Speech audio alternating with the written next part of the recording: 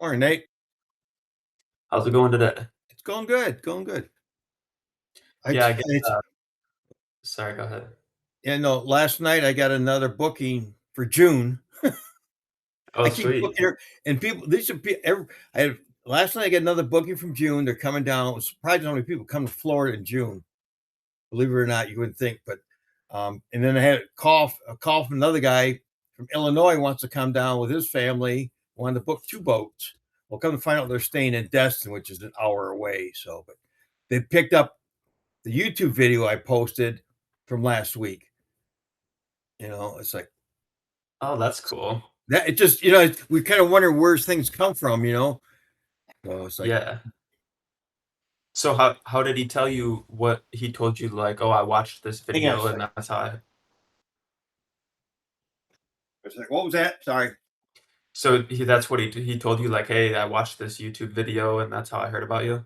Yeah, and that's what like okay. You always wonder where you get the information. Where, and they might have seen it on Facebook somewhere because first of all he Yeah. started liking my Facebook channel group page, and then called me wanted to book a trip. So. Nice. Morning, Quinn. How's it going? Good, how you doing, Nate? Good. But but yeah, well that's cool. So did that guy end up booking or he just reached out to you? He reached out to me, and after we discussed and talked, he found out he's an hour away, so he's gonna find somebody else. But I did get a booking last night through FishingBooker as well for a different charter for June 1st. So, but Nice. I'm just like I said, I'm surprised how many people are vacationing. I wouldn't go to Florida in June, but we get a lot of tourists because it's summertime. The kids get off school. Yeah. So Nice. I So just got things to. are going pretty. Sounds like things are starting to ramp up for you, Quinn, huh? Yeah, pretty, pretty thankful. I just had one cancel last night for, just it was a Booker trip. But yeah, I think I'm over 50 for the year lined up so far. So really, really thankful. What do you think? Is that just kind of a blend of a lot of different things, or is there like a main channel for that? Oh, we might have lost him. Yeah. He's traveling all the time, yeah. Yeah. Yeah, But I gotta figure a way to start booking some more for April and May.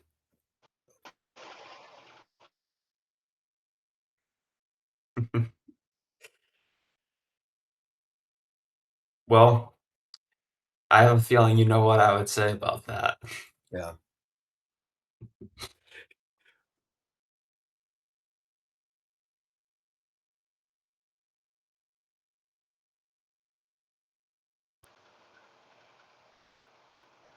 Hear me now, Quinn? There we go. All It's what right. happens every time I get in the call, and then somebody calls me and messes me up. It's not my service. It's I. Oh.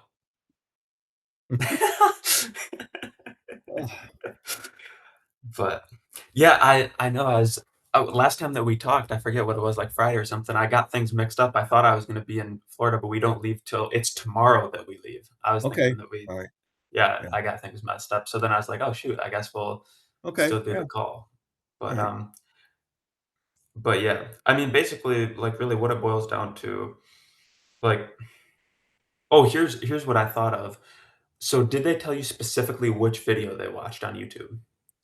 No, uh-uh. Okay. The only reason I can think is the last one I posted on Wednesday or Thursday. They liked it, followed me on Facebook, and then called about a trip. It's like, Okay, because I was hoping that you'd get a chance to like have your beliefs just shattered about views and stuff right, like right, that. right. Because if they told you that they watched like a certain video and you look back and it has like 20 views, you'd be like, what? Like because people get this in their head that they have to like get all these views to like get customers, but like you know there's been many a times where like I know of other people that post a view and it gets like 30 views, 40 views, 50 views, and we're talking about long form content, not Yeah. shorts. Right, right. Because but long form content, it has so much time to like build trust with people and stuff. And yeah, like you do not need a crazy amount of views to be able Yeah. to get customers. Yeah. But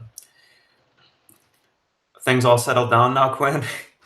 Oh my gosh, yeah, I hope so. Like I said, every time I get on the call and then I get a phone call and it's like it kicks me out of Yeah, the call.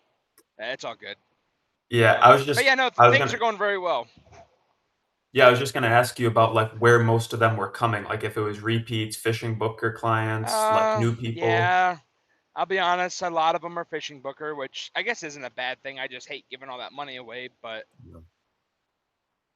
I guess I actually did just raise my prices 20. It doesn't sound like a lot, but I raised them $25 the other day just to maybe help. Well, Yeah. just to see what, Yeah. you know. You're seeing a So few people go. I was going through FishingBooker looking at it. I was in Daytona a couple weeks ago, and all the charter guys went up $100 a trip. FishingBooker, you start going through your city area, and I started looking at some went up, some stayed the same, some actually cut their prices. So, Okay. um, Yeah, just with fuel and stuff, I can't. yeah, Yeah, it's gonna yeah. get What are you interesting. fishing for, Quinn? Walleye on Lake Erie. Okay, all right. And what are you out for a 4 hour trip? I'm sorry. How much do you get for a 4 hour trip? For a 4 hour, I think I'm 600. Okay, all right. Is that your busiest trip? 4 hours? No, a 7 hours probably Okay, uh okay, the most booked, and I get seven. Well, I'm trying to get 775 for that now. okay. Which is honestly, yeah, I did some looking the other day, and it's like, shoot, I was at 750, and it's like, what the heck? Everyone else is 8 to 850, Yep. and it's like, and I don't have. I mean, my boat's very nice and very well put together, but it's not, the biggest, baddest, boat and whatever. And I'm not the Right. most, you know, tenured captain up here, so I was like, well, I still want to be a little bit cheaper than like the, top of the line, but also you don't want to be the cheapest because people have actually told me that before. They're like, yeah, you don't, we didn't book you because you were the cheapest. Yeah. So Yeah, the cheapest is going to give you the cheapest customers are going to be the worst problem for you. Well, exactly. it's not. They're not. Yes. Even, don't fight yourself to the bottom there. So Yes. Yep. What do you run, Steve?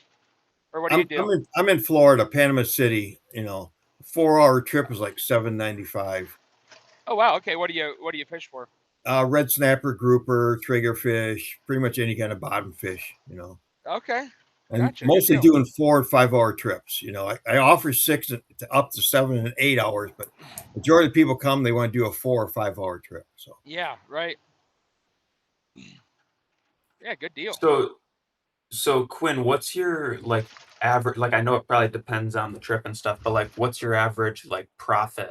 Like how like you go out on a 4 hour trip, say for what you're charging, like how much expenses do you have? Like not including like insurance and stuff like that. I'm just talking about like soft costs, like fuel and things like that. Okay. So depends on like honestly like until like June, I probably spend we'll go off of last year. Um, Probably like I don't know. I'd say anywhere's between like 60 to $100 in fuel. And honestly, like I don't use very much live bait, so I don't even know what a dozen worms is. This is bad, but say maybe honestly, maybe $10 in my worms.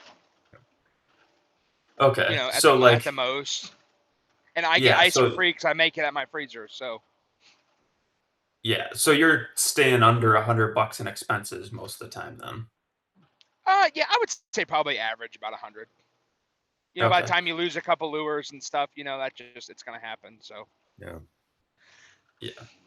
Well, then that's pretty appropriate then for your price point, honestly. I mean, I yep, always say like, you know, you want to be at least 80% profit. So like if you're charging $500 for a trip, you got to be at least $400 profit. So, you know, uh, yeah, I mean, basically you're right in the ballpark because people always get so caught up on like these different prices and stuff like that. And it's like really at the end of the day, if you just look at it, because it's like, oh, can't believe these guys down south can get, $1,000 for a half day trip or whatever. And it's like, yeah, but they might have $200 in expenses. Whereas like Right. you've Yeah. got, shore fishing guys that are charging $250 for a half day, but it's Yeah. like, well, they're just fishing from shore. They don't really have any expenses. So it's all kind of in correlation to that. Yep.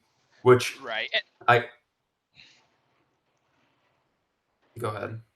Oh no, yeah. I just gonna say that like there's sometimes. I mean, typically people don't want to, but I will offer like, hey, the fish aren't biting close by. We're gonna have to run further. It's gonna cost X. And some people have done it, but not everyone. I mean, yeah, you might burn an extra $50 in fuel, but you're gonna charge an extra $200 to go do it. Yeah. If that, I mean, I guess that's the way I look at it. Mm-hmm. Okay, yeah, 80%. Okay, I'll remember that. Yeah. Yeah, and obviously it can go higher than that too, but that's just kind of like the bare minimum. And then by the time you factor in all the other like hard Yeah. costs, like boat maintenance and insurance and dockage and stuff like that, it probably is a little bit closer to like 60, like 60 profit, 40 expenses. But Right. Yep. which I was just looking back at I knew there was something that you said you wanted to talk about, so I was just looking at your text. You were asking me last week when it is time to pull the plug. So what are you thinking? Well, I mean, honestly, like if I could run 100, and I know it sounds like a lot, but really it's not. If I could run like 100, like honestly, like 120 would be really, really nice. Even if I could do 100 trips, I probably could make that work. And I can do side gigs and stuff where I live. Like it's not a big deal. But if I could run 100 trips, like that would probably be enough to where I could like quit my full-time job. Well, a couple things. First of all, remember when you thought that 50 was a crazy number, I and know. yeah, you thought 50 was crazy, and you told me it was ridiculous, and then then you got to it last year. So Yeah. Yeah, and we already have that many lined. It's what, the beginning of April, and we already have that many booked this year. yeah, it only You know what I whatever mean? number. So Yeah, like 100, go ahead. 120, like it only seems like a lot because you're telling yourself it's a lot in your mind, but then really, which it is, like I'm not saying that there's anything wrong with that, but I'm saying like, you look at other people and like all of a sudden you start to realize like, well, there's lots of other people that do it, so like therefore like why couldn't you also? Like it's not like you're Yeah, saying right. anything like totally it's not like you're setting some completely unrealistic thing here. Yeah, right. Yeah, exactly. Absolutely. Yeah, I know some guys that run 200 trips a year. So yeah. Yeah. It's As just tough far to like as to get those weekday trips. That's where I'm nervous about. It's like, okay, how do you start getting those weekday clients? Obviously you're still gonna run your weekends and stuff, but I feel like the weekdays, because I've got my weekdays open on FishingBooker, and I've got some lined up on the weekdays. I'll just take off work or whatever, but I don't have that many. And it's like, I man, if you could never start filling those days up. I never really had a problem with that, to be honest, especially like even during the summer. Like, I don't know if you're very familiar with Lake St. Clair and stuff like that, but during the summer, like pretty much from Memorial Day to Labor Day, it's so busy down there with like all the party Right. boaters and stuff like Uh-huh. that I literally would block my weekends off, like for June, July, August, like the 3 summer months. Yep. Like weekends were not even an option. So then it Oh, was that I wow. was it was only weekdays. So it's actually was like flipping the script where like you're like, oh, how do I get the weekdays? It's like that's literally like all I had available was weekdays. So and for one, a lot of people would kind of like request like, oh, like weekends would be better. But then I would explain to them like, hey, look, like you probably don't understand, but I'm telling you, it would be miserable if we're out there on a Saturday or Sunday. So like this is worth cashing in a vacation day or something to not go up there and get beat up, because it's the difference of 15 people at the boat launch versus 115 people at the boat launch. Right. So and then when I'd explain it to them like that, then they're like, oh, all right. And then of course there's like a few people that like literally can't get the time off work or whatever, and you end up losing them for that reason. But you'd be surprised. Like people will always take weekends if they're available for the most part. But either if you, I mean, in your case, once you start filling up your weekends first and the weekends just aren't available, you'll notice that like plenty of people are willing to take the weekdays. It's just that Yeah. they're grabbing up your weekends first. Sure. Okay. Yeah, that makes sense. And that's too, like, because I'll run 2 trips in a day, like basically pretty much from now until August, or I would do it or whatever. And I've started to book my doubles now, which I'm fine with doing. That's cool too. So yeah, I think too that's the harder part with like a lot of guides around our area. The big guys, yeah, they have week trips, through the whole week and stuff, which I guess, yeah, which that makes sense too. If you still have weekend availability, they'll take the weekends. So Yeah, and as far as like I guess I'll say there's kind of like the two elements as far as like as you said, like when to pull the plug, like meaning like when to go full time with it. And like the first element is obviously like understanding like how much you actually need to make from it, like so that you like have a goal in place, and it's different for everybody. So you can't just say like there is no trip mark that it's like, oh, like once you get to 100 trips a year then you go full time, because like that's just not how it works. Like for some people, if your expenses are really low, you might be able to do it at 50 trips a year, and for other people, if depending on how your lifestyle is, you might need 250 trips a year to be right, able to do it. So it literally just depends on how much you need to like live your life. But once you like understand that number, which I'm assuming is why you picked like 100 to 120, yeah, then from that point I would say like you have to prove it to yourself that you can do it, and then from that point on, when you know that that's the standard, then like that's when you're good. So like you asked like when would be the time, I would say that if you know you need that 100 to 120, I would say definitely don't pull the plug now, even though it's 100% possible for you to get there. My recommendation, at least, and obviously do whatever you want, but I would say make it your goal to do that this year. And then at the end of this year, if you look back and say, I did 120 trips last year. If I if I did 120 trips last year, I know I can do that again next year. So then you don't have right, any, because like right now, even though we've went over about how like, hey, if other people can do it, obviously you can do it too, stuff like that. But like you haven't proven to yourself yet that you can do it. So like if you quit your job next month or something, you're like, well, I hope I can get to 120. Whereas if you have right, that proof behind you, like, hey, I already like I'm not guessing if I can get to 120. I did 120 last year. Odds are I can do 120 again this year. It's a very like responsible decision to then go full time, because sure, there's no guarantees that you'll get 120 every year, but there's something to be said like once you prove to yourself that, hey, like I made a full-time income already from this, I just am going to continue to doing that. You're not like betting on some like, well, like hopefully it works out, like, you know what I'm saying? right. Oh, that's what I just didn't know. And there's not some magic fairy wand to like getting more trips booked, and that's because like all of a sudden, like if I could get a bunch lined up, it's like, okay, well I can't take off that much work during the week. So it'd be like, okay, but yeah, I'm not quite at that point yet. So I didn't know Yeah. like too like how like what would be your recommendation trying to fill those weekday trip, like just I mean obviously just getting more leads. Well, as weird as it sounds, I would say that just having your weekends full, and then when the weekdays are the only options, that like Okay.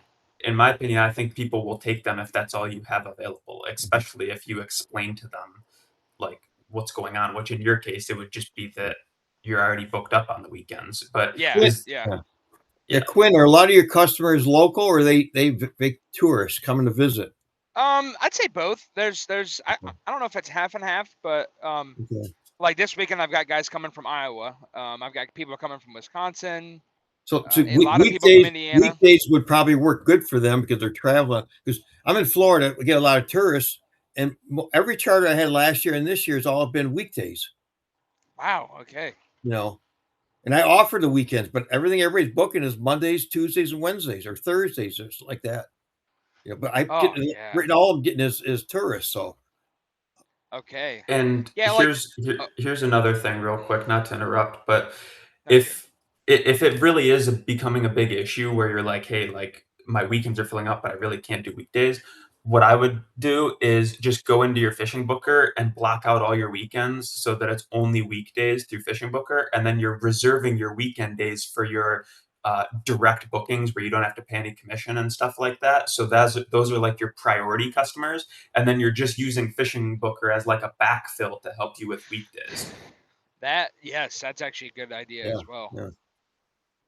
Maybe especially like a little bit, maybe fill up my weekend, because FishingBooker I get a lot of like afternoon trips from fish, and those are kind of just icing on the cake, really. So yeah, maybe I'll do that in like a month or so. Maybe give it another month to fill up a little bit more, and then yeah, that's a good idea. It's a good way to Yeah. test the market, test your waters. Yeah, see what- yeah, right. Absolutely. But as far as like just to kind of like tie up like the when to go full time thing, it literally is just like I said, I know there's people who have the big dramatic story of like, oh, I quit my job and then started a charter business from nothing and grew it to full time from there, and it's like, dude, that's really risky, obviously, for a lot of Yeah. reasons. So like that's why that's why I would just say, like, whatever your number is, say it's 100, do 100 trips this year, and then next year you can have that proof behind you because you know that you've done it before. Then if at that point, if you're like, hey, I'm ready to go full time, and then if you imagine if you do 100 while still working your job or whatever, it would be like Oh, right. Yeah. totally, you could, like, if you quit your job, you could be like probably get to 150 from there or whatever. Like, Yeah, actually. so but yeah, you just need to have that personal proof, because having the personal proof will also just help you sleep better at night because you know Yeah. you've done it before. Yeah. Absolutely. Quinn, do you work? What kind of hours you run in during the day for work? It's all over the place. I'm usually out 2 nights a week trucking, so I leave one day and get back the next. Okay. I didn't know you could block off certain, like just do afternoon trips while you're working, or only morning trips and still keep your job working. Yeah, I would love that. I can't. My job's so all over the place. I can't. All right. Yeah, no. I wish that would be nice to find something like that. Yeah. So yeah, no, that's good. But yeah, there was something else. I forget what I was going to say. It'll come back to me, I guess. But That's all good. But yeah,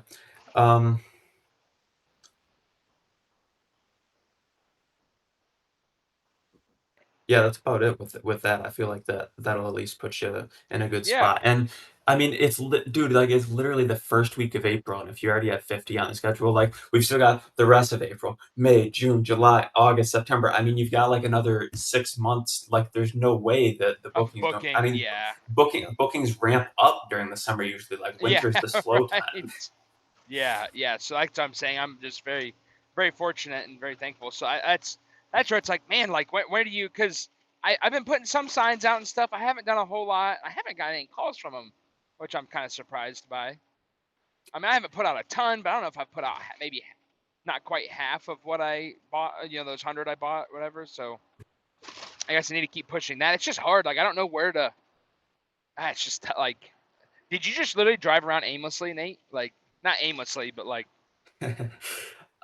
Yeah, I mean, pretty much, like, I just had like an idea of like where I was gonna go, obviously. Like, I had like a grid of where, like, one day I'd be like, all right, I'm gonna cover from, this town to this town, and then I would just kind of like do a grid of like just going down the different main roads and stuff to put them out. But it's really interesting, like, with the signs and stuff, as far as like calls, like, when like signs amplify whatever like season you're in. So like if it's slow season, like, you're not going to get many calls from the signs, but like when That's things fair. start ramping up, and like when, like, basically this month and like April, May, June, like when things start ramping up for calls, that's when the signs really help you, because people don't see a sign and be like, if it's January, they don't see a sign for a fishing charter and be like, oh, I'm going to remember that in 3 months. Like, no, they look at it and then they like call right then. So when they're seeing it in January, February, like, the sign people don't seem to be very for like advanced thinkers. They're just like, they'll pull up to a sign if it's a nice day out and they're like, it seems like they would want to go fishing soon, then they like literally are sitting in their car at a stop sign and punch in your phone number and call you right then. Right. So it really isn't surprising to me that you haven't gotten many calls in the past couple months from them, because traditionally it's slow season. Now, if we're having this conversation in like June or July and you're like, yeah, it's still been slow, then I would kind of wonder more what's going on. But as far as like right now, like I wouldn't worry about it. That's pretty typical. Okay. So maybe keep going and getting some put out. Because how many do you have left? Oh, like 50. Probably right around 50. Oh. I know. I don't know. Dude, it's a grind. I'm impressed. Like 1,200, bro. That must have took forever. Yeah, I mean it was across 2 years. So like my first year I did 200 I ordered 250 and I did 250 and then that worked ridiculously well. And then as you know, like I've said before, when you find something that works, you try a bunch of different stuff. And when you find something that works, you go all in it. So on the year that I put out 250 signs, that was also the year I sent 10,000 postcards, put ads in a magazine. I was trying all this different stuff. None of that really worked. Signs were working. So the next year spring rolls around. I'm like, all right, I'm ordering 1,000 more signs. So then that was that spring is when I put out 1,000 signs, which literally took me like a month of like a few days a week, like driving around, putting them out. Like, yeah. And I literally thought like for like a couple of months after, like I thought I got carpal tunnel in my hand because dude, I was squeezing that stapler like 15 times for every sign that I put out. So I literally squeezed, 1,000 signs, 15 staples per sign. And it's a hard squeeze too. Like, you know what I'm talking about. So I squeezed that thing 15,000 times. My hand was so sore at the end of the month. Oh, wow. So what'd you say, 85 miles or something, or 100 miles from where you fish from is like what your target was? Yeah, 100 miles from where you fish, drop a pin, and then draw a circle, 100-mile radius around it. That'll get you, plenty of area to put out signs. Yeah, and then you said more rural areas. Yeah, I mean, obviously, I do a little mix of both. I think it's good to have put some in some more like high risk areas because the higher risk areas tend to be like where you're going to have more eyeballs on it. And then obviously your lower risk ones, like on the corner of a farm field and stuff, them are the ones that can stay out for like basically till the wind blows them down. I mean, like I've said, I've have ones that's been out for 3 years that are still there in them rural areas. Yeah. But when you put them in some, like sometimes the risky ones will surprise you. Like I've got one like right in town, literally at a bank, dude. Like there's a telephone pole like with concrete and everything around it in the parking lot at a bank, and I put it up there. And I'm like, oh, if this lasts a week, I'd be stoked. It's still there 3 years later, right in this bank parking lot. And I cannot believe it. So sometimes risky spots will surprise you. Okay. Yeah, absolutely. But yeah, it's just it's super cringe to do it because it's like you're literally like climbing up this ladder like in the bank parking lot. It's like you're waiting for like the branch manager to come out and like start scolding you. But no, I'd say like if you put 20% of the signs in like, so if you got 50 left or whatever, if you say, hey, I'm going to put 10 in like riskier locations, whether it's like at a gas station or somewhere that you'd say like, hey, it's probably going to get taken down. And then you can just put the other 40 at like more safe spots. Okay. Yeah. But I mean, from the sounds of it, like you've already got a good thing rolling, like with FishingBooker and your Facebook, like marketplace listings and stuff. Like it's not like you're starting at absolute zero. The signs are just something that like it's nice to have to know that you always have something working in the background for you. Right. Like because you basically have this network of just signage out. And if you really think in your head of like if you have 100 signs out spread across all these different roads, there's basically always cars going by like no matter what the time of day is, like you have potential impressions. So it's no different than like on Facebook. If you are paying for an ad or make a post or something and people are scrolling by, it's not to say that every person that drives by is interested, just like every person who scrolls by your post isn't interested. But like imagine having a marketing asset out there that literally 24/7, 365, you're having potential impressions. Sure. Yeah, absolutely. So yeah, that's the thing when it comes to signs. And I would say like if you get those 50 signs out or whatever, like I mean, every market is a little bit different in like how people respond to stuff. So if you get those signs out and then I would be shocked if you didn't at least get some calls from it. But if it doesn't like work that great, then it's like, all right, like maybe that isn't the thing for you. But like the time to really scale it up is if you get those signs out and then you start noticing like, hey, it's working. Then that's when Right. you scale insane volume on it. But if you get these out and it like doesn't work that great, then I definitely wouldn't recommend you go buy another 1,000 of them. You only do what is continuing to work. Yeah, right, yeah, absolutely, and that's what like the FishingBooker seems to be that's what's working, and I've got a really good rating on there, and so it's like you just hate it, but which I've gotten some organic calls. So I've probably got 20 out of those. I don't know how many, 25 or so that are just phone calls. So when do you show up on the first few pages on FishingBooker, or they got to scroll to find you? No, I'm like I think I'm number 2 or 4 in my area. Okay, all right. So yeah, I should be right there basically.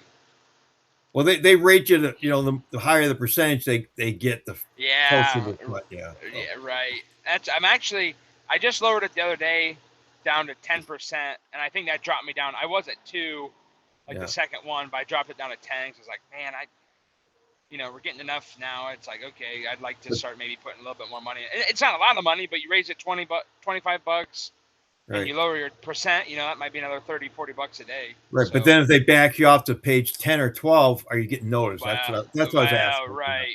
That's why I was going to give it a week or two and see, because I have been booking like a solid 1 to 2, well, I'd say 1 to 3 trips a week. Right. So it's like, well, I'm gonna give this a week or two, and if things die off, I know that's what Nate said. You got to play with it a little bit. So it's like, if it dies off, I'll just go back to what I was.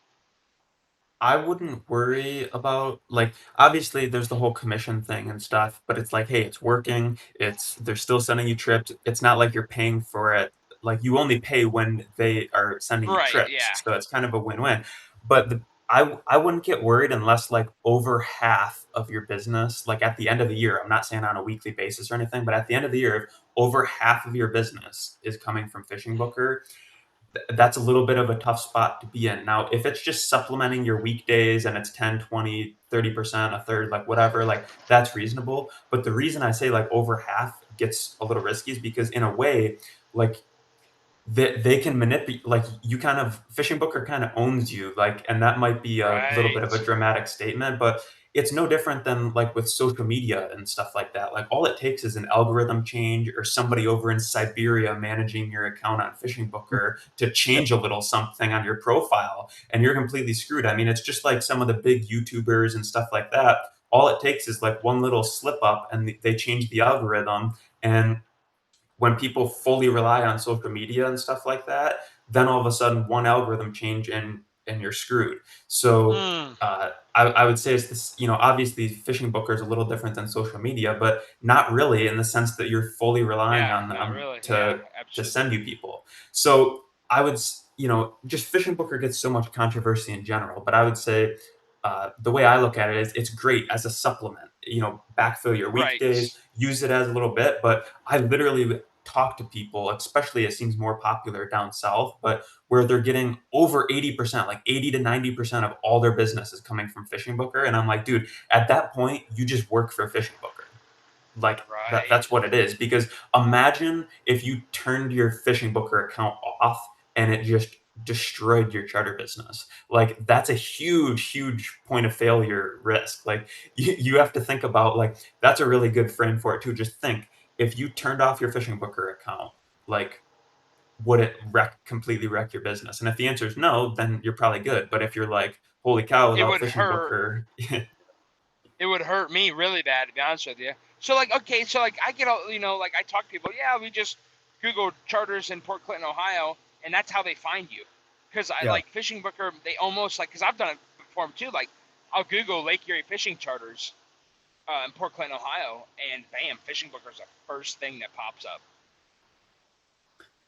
Yeah, I was actually, for a while, FishingBooker was cannibalizing my own website, and that's when I really started to get a little bit fed up with FishingBooker because people would literally search for like Michigan Honey Hole fishing charters. Like they were already a direct booking looking for my specific business, and FishingBooker was outranking my own personal website. So then people were booking the trip through FishingBooker, and I was having to pay that 30% commission on people that were already like searching for. Now that I do not think if somebody looks up, for your example, like if somebody looks up Fanatic fishing charters, at that point they're so dialed in on your business already, they should not be booking through FishingBooker at all.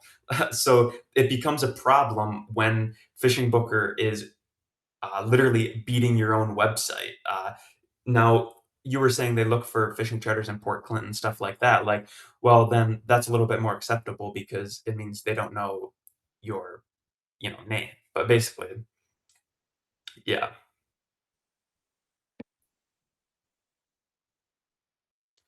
Well, was I talking to a wall for that time? I don't know. I think he was hearing it all, but yeah. But it's same thing down here. You just take your phone or your computer and type in fishing charter. Fishing Booker comes right at the very top. They got that dialed in, as far as Yeah. searching. So um, Yeah, it's one of those things too. Like, I feel like people don't use it in the way that FishingBooker even really intends to most of the time because a lot of the times like FishingBooker, I think in the way it was originally probably designed years ago was for people to be able to go on and just trust, like it being a network of trusted captains. right. But I don't think that many people, like how many of your clients do you think have the FishingBooker app downloaded on their phone and anytime they go anywhere in the country, they just go onto FishingBooker and they're using it like a fishing guide network? Not many. Most of the people that are booking through FishingBooker are just coming from search results, and I don't think they even realize what FishingBooker is. Like they just Yeah. think that's your personal website. They Yes. don't they don't even understand it. And then No, the when they handful. get to the yeah, when they get to the dock and you explain to them like, "Hey, next time book through me directly," Right. they thought that's what they did. They didn't even realize that they booked through a third party. Yeah, because I'd asked, my handful of charters in Illinois, Atlanta, Kentucky this last year. Where'd you hear? They just typed in fishing charters, Panama City, and Fishing Yeah. Booker come up, and that directed them. They just kind of the algorithm, but they didn't even know. The ones I had last week said, "Okay, we're coming back next time. We're going to call you directly." You know, Yeah. but yeah, Which that's that's good too, because I mean, hopefully, Steve, and I don't know how long or whatever you do, but it's like, yeah, hopefully if they come back, yeah, in a couple of years, it's like, oh, you're full and you only got to use FishingBooker. I guess that's where my mind is. Hopefully, right, right. you get enough repeats. It's hard to really say, justify where do you start. A lot of people start at Fishing Booker or something like that and then venture a different direction. But I say I'm just trying to get my feet wet right now. So Sure. Yeah. Absolutely. I mean, Yeah. Nate's been helping me try and get my website running and stuff like that, and utilizing YouTube and Facebook. So it's helping. But it's they say I'm booking up in June, but nothing for this month or next month. So Yeah. It seems like the early season trips, like last year, were really hard for me to fill as well. okay, Yeah, especially your area because you're so touristy. yeah, Yeah. But But yeah. So Nate, what's your? I don't. I keep beating around the bush about it. So like, or Steve, even I guess. Have you yeah. gotten any traction from your website or? I not that it's only been active maybe what a week, maybe 2 weeks at the most. Oh, okay, gotcha. Yeah, so I Okay, haven't really, gotten anything at all that I'm aware of, other than friends saying, "Oh, I gotcha. like it." That's it. Yeah, yeah, right on. you literally basically just got it set up like really last week, which Yeah, this is actually an interesting this is interesting because I remember Quinn, what's your situation with your website? 'Cause I remember like a couple Uh, months ago we were talking about it. yeah, I still have. I know. I need to do the Google business. It just pisses me off so much every time I try and do it. I just haven't, but I need to figure that yeah. out. No, but I I mean, could get one built for. Oh, sorry. I was talking about like your actual website. Like, are you still? Because weren't you considering just using FishingBooker as your website and getting rid of your main? Well, yeah, I never had an actual website. I just had Guidesly, which Guidesly really pissed me off, so I quit using them. Um, but yeah, I have not done anything yet with a website just because it's $1,000, and I haven't wanted to, or how you can go as expensive as you want. I just haven't yet. And actually, hearing you talk, Nate, it's like, man, yeah, you have someone that even, I mean, yeah, they look up fishing charters in Port Clinton. It's like, oh, am I even gonna pop up? like if you get a website, like, are you even, it's so flooded up here with charters. It's like, are you even going to pop up anymore with a just original site? It's getting tougher. You know what I mean? Like hearing you say that, and it makes it's true. I mean, you're 100%, and there's so many guys, anyways. Right. It's like, man, is it even worth it? Yeah. Well, Quinn, you bring up good points. I know where Port Clinton is. You're right. You got a lot of good fishing in that water. Where I'm at, I was on FishingBooker. I was on page 2. I started going through it last week just to see, and there is so many. There's over 100 new charter guys in this area, and they're all in FishingBooker first 2 pages. So they're at probably 30% or more just to get that Yeah. listing up there. Yeah. So. Yeah. Wow. So a lot of the local charter guys are complaining right now on Facebook that there's just too many. Anybody can be a captain anymore. So it's like there's just an influx of that right now. So Yeah, it is. It is definitely tough, especially if you have really good fishing. Everybody looks like a hero, and that's probably what it's. And I'm probably one of them. It's like we've had good fishing that's bailed me out last year and helped me grow my business so much because I'm not the best fisherman. So yeah. well, I had 4 people last week. 3 of them got seasick and wrote me a great review. Had a great time. it's amazing. I mean, Nate preaches on it, and I've always believed it. But like, it's amazing if you're not an idiot and you just. I mean, it's literally what you say, Nate. You show up prepared. You have plenty of rods. You have plenty of bait. Yep. Your boat's clean. You're playing music. I feel like letting people listen to music that they want to listen to is, half the time people won't. They're just like, oh yeah, whatever. And it's like, okay, well, we can listen to that. You guys can literally take my phone, Right. But, that just goes such a long ways. Well, yeah, preparing. Yeah, absolutely. I think we lost. Nope. Did we lose you, Quinn? Yeah. Oh no, I'm here. Okay. Last week when I got a first mate that goes with me, and we got out there with 2.5 to 3 foot seas. People were getting seasick, and he goes, "I can't believe you salvaged the day because we just okay. We're going to fish in a bay. We're going to do this. We're going to troll. And it made the day okay." He goes, "I thought it would be a disaster, but I was able to pull it off okay, and keep them happy. That was the biggest thing." Yep. Yeah, absolutely, absolutely. And literally, you can't control the weather. You can only control, what you do about it. So exactly. It's literally just people seeing that you actually care and that you're actually trying. Yeah. Because if you put yourself in the customer's shoes, and it goes for any business, like even if you're going to, you know, like pretty much any service-based business, like if you see somebody like actually like trying, like, and they're actually like, you can tell they genuinely care about you, even if the experience itself is just kind of like like the results weren't that good, you're still like, oh my goodness, though, like I could tell this person was trying. Like that alone, like obviously you want the result, like obviously people want to catch fish, obviously you want the result, but at the end of the day you cannot always control it. And I know it's being a dead horse, you already know this, I'm preaching to the choir, but it's just like, it's the fact that people see that you care and you're actually trying, that's all that actually, they're not all that matters, but it's all that you can control that matters. But yeah, so, but yeah, well, I think that's probably. Nate, I got one more question for you real quick. Yeah. And Steve, you can chime in too, but so like last week we had some rougher weather coming in, and we probably could have got out and fished, but I had a guy coming from Virginia, and I had some local people, 2 days with the Virginia people and 1 day with the local guys last week. Well, we ended up canceling all of it because I said, it's going to rain, it's going to be rough, cold, and I'm not sure how the fishing will be. Well, ended up, we probably could have got out. We canceled it too soon.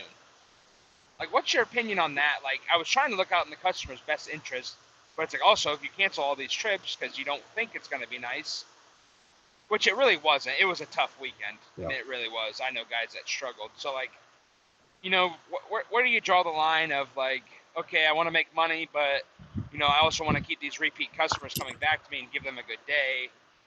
Yeah. So I'll give my opinion real quick on it, like what I've done, and then you can say whatever you think, Steve. But Basically, what I've done when it boils down to that is I don't have a problem rescheduling. Like even if the weather's like a little bit off, like if somebody wants to reschedule, because then you're not giving up any, money for it, obviously. So you just reschedule them to a different date, or if I'm like, like it looks like it might rain, you guys just want to reschedule. Now that works great for locals or people who are in the area for a long time. The issues with traveling, that gets tough, obviously. But when it comes down to it and you're getting to the point where you are going to have to full cancel, full refund, then I will usually wait until like right before like The I would morning usually of. wait until like literally like an hour or two before the trip to actually cancel it. And it seems kind of, unless it was just going to be for sure so bad that there's no way it's going to turn around, because I made the mistake in the beginning where like I would check the weather, the day before and cancel it, and then the weather changes that morning and we could have easily went out, and it's like you shoot yourself in the foot a few times and you learn real Right. quick. So, but the thing was, is at first I'm like, well, I don't want to just drag these people around and lead them on and then let them know at the last minute. Like that seems like kind of a D-bag move. But in Yes. reality, as long as you tell them and you're like, hey, like I'm not trying to just, drag you through. The weather changes hour by hour basis. So we're gonna just have to play it by ear. I just want you to know that I'm, not just trying to give you the runaround. They're gonna say, like, oh yeah, obviously we understand. And then you just make the decision the morning of, and that's the best way to do it, in my opinion. Okay, Okay. question Yeah. for you then on the cancellations, because I had this happened last year on me. I get up in the morning and it started raining. I said, "Oh crap, I'm going to cancel." So I called FishingBooker. If the customer calls cancel that morning, they lose their complete anything they put down, their deposit, everything's gone. If I cancel, then they get a refund. But if the customer cancels that morning because of weather, they lose their deposit. So Well, yeah, that's how it should be, because okay, all right. it's not the Yeah, no, customer's but call, it's the captain's call. but my question to you is have you had this issue where if you canceled, does the customer get their money back through Fishing Booker? That Yeah. okay, They Yeah, all right. always have gotten it I just back. okay. I want to Whenever. just want to make sure. Um, Yeah. They've always gotten it back, and I've canceled plenty of trips okay, through all right. Fishing Even, Booker. even if you cancel that morning, you're still good. They're still good as long as Well, I guess I don't know about that morning. I can't answer that, but okay. I feel like if it's due to weather, I don't think they can keep those people's money. Okay, all right. I'm just trying to cover my bases because, like I say, a lot of people booking are a month in advance. You don't know what the weather's going to be like a month out. Oh yeah, right. No, I think Nate, you might know too, but I'm pretty sure if you cancel it, I think they get their money back. as long as it's right on the cancellation page, as long as the captain's canceling it, it'll give you an option to, refund their full amount and Okay, stuff, and you just click okay, it. all So right. I just want to just verify it for myself. So yeah. Yep. Yeah, Good what it's deal. funny. It's funny that we're talking about this because like weather is always like one of the biggest obstacles. I was just talking to somebody the other day, and they're like, "Oh, they." He was actually just thinking about starting a charter business. He didn't even have one going yet, but so I was talking to him, and he's like, if you could, what was the biggest obstacle that you didn't realize about, charters and stuff getting into it? He's expecting me to have like this like marketing or business strategy answer, and I was like, the biggest obstacle was the darn weather. Like if I could have a magic Yes. wand to control the weather, because it's the Yes. last minute cancellations and the weather just screws with you so much. Yes. But Absolutely. yeah, well, all right, guys, I gotta Yep. get rolling here. So it was good catching up with everybody. yep. Yep. Sounds good. Thanks, Nate. All right, yep, we'll talk to you guys later. All right. See ya. Take care. Bye. Yep, bye. Bye.